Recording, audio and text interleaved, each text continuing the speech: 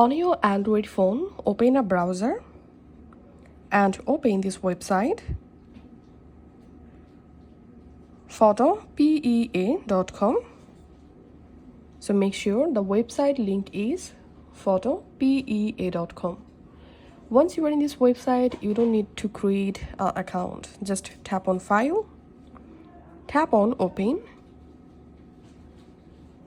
and go ahead and select the image from your photo library that you want to edit. Once you successfully imported your photo in this Photoshop, now just go ahead and edit your photo using these tools. And to export the photo, tap on File, tap on Save, Export As, and select the format, and tap on Save, and your edited photo will be downloaded on your gallery.